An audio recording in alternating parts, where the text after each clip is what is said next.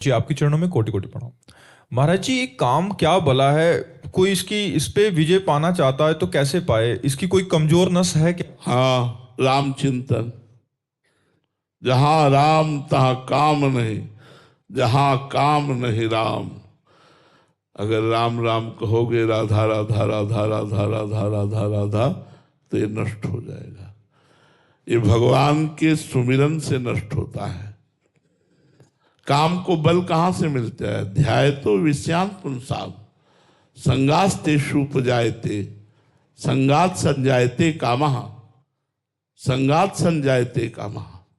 जब हम विषयों का ध्यान करते हैं, खाली हृदय होता है, भगवान का चिंतन नहीं करते, विषयों का चिंतन करते हैं, तब हमारे हृदय में विषयों के प्रति आसक्ति पैदा होती है। और विषयों के प्रति आसक्ति जब पैदा होती है तो उसे भोगने की इच्छा होती है। भोगने की इच्छा का नाम काम है। भोगने की इच्छा पूर्ण होने पर लोभ प्रवृत्ति पैदा होती है। भोगने की इच्छा में बाधा पड़ने पर क्रोध प्रवृत्ति, और क्रोध और लोभ दोनों मूढ़ता छा जाती है। मूढ़ता से स्मृति भ्रम में पड़ती है। स्मृति भ्रम से बुद्धि का नाश हो जाता है। साधक की बुद्धि का नाश होना ही सर्वनाश है। इसलिए यदि काम से बचना है तो भगवान का नाम जप करो, भगवान की लीला कथाएं सुनो और संयोग से बचो। जैसे मोबाइल में गंदी बातें ना देखो, ऐसे गंदे लोगों का संग न करो जो गंदी बात करते हैं। ऐसा गंदा भोजन न पाओ। स्फुरना ही बंद हो जाती है यार। उसी हृदय को हमने देखा है, काम संकल्प विकल्प की तो बात जाने दो, स्फुरना ही बंद हो जाती है। पर नाम जप करते रहो, सत्संग करते रहो, पवित्र भोजन, पवित्र संग, कुसंग का त्याग करो। देखना सुनना बोलना ये कुसंग से ना हो। अगर कुसंग से देखना होगा, कुसंग से बोलना होगा, कुसंग से सुनना होगा, तो भी काम पिंड नहीं छोड़ेगा। उसको रास्ता मत दीजिए। उसका श्रवण न हो, उसका दर्शन न हो, उसकी वार्ता न हो, उसका चिंतन न हो, तो भगवान का श्रवण कथन चिंतन हो, बढ़िया मंगलमय हो जाएगा। यही रास्ता है काम विजयी होने का, यही रास्ता है। भगवान की लीला कथा सुनो, भगवान के विषय की चर्चा करो, भगवान का नाम कीर्तन करो, सब में भगवत भावना करो, तो आप देखो अपने आप धीरे धीरे हृदय शांत होने लगेगा। जब हृदय आनंदित होता है तो निर्विकार हो जाता है। सूखा हृदय विकारी होता है। जो भगवदानंद से युक्त हृदय होता है वो निर्विकार होता है। सुभाष जी हनुमानगढ़ से। राधे राधे महाराज जी।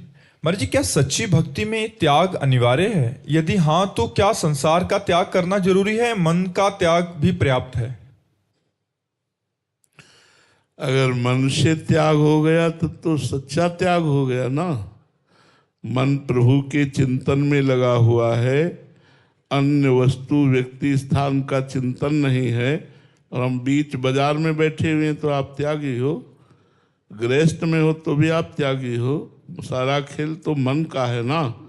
अगर मन भगवान कृष्ण के चरणारविंद में निरंतर चिंतन परायण है तो अम्बरीश जी महाराज चक्रवर्ती सम्राट होते हुए भी महाभागवत हैं। सारा खेल मन का ही तो है। तन से विषय छोड़ दिए पर मन से विषयों का चिंतन कर रहे तो आनंद का थोड़ी अनुभव होगा। आनंद का तो अनुभव होगा जब मन से विषयों का चिंतन छूट जाए। तन भले विषय के संयोग में है लेकिन मन प्रभु के संयोग में है।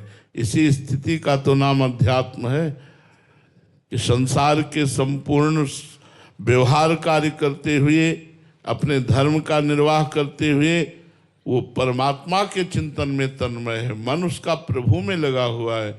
यही तो खास बात है। ये कहाँ हो पाता है? शरीर से विषय छोड़ देते हैं फिर भी मन उसे पकड़े रहता है, मन उसका चिंतन करता है। तो जहाँ मन होता है वहाँ स्थिति मानी जाती है। तो मन यदि विषयों में है तो स्थिति विषय वही है, मन प्रभु में है तो स्थिति भागवतमयी है। तो मन को प्रभु में लगाओ, ये बहुत बढ़िया बात है। मन से विषयों का त्याग हो गया तो भोगेगा कौन? अच्छा ही नहीं लगेगा। यहाँ तक कि ब्रह्मादिक के भोग सब विष सम लागत ताहि, नारायण ब्रज चंद की लगन लगी है जाई। प्रभु की प्राप्ति की लगन लग गई, मन प्रभु के चिंतन में लग गया तो ब्रह्मादिक के भोग भी विष के समान लगते हैं। फिर मर्त लोक के मलिन भोगों की तो बात ही क्या। तो हमारी साधना तो इसी बात की है कि मन हमारा प्रभु का चिंतन करे।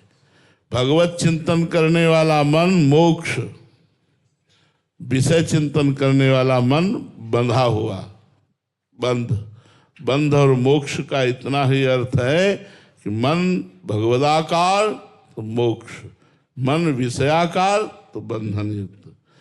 अब कुछ भगवदाकार कुछ विषयाकार, यही तो साधना है। हमें इसी साधन को तो समेटना है कि हमारा मन पूर्ण भगवदाकार बन जाए, पूर्ण प्रभु के चिंतन में लग जाए, विषय चिंतन ही न मन करे।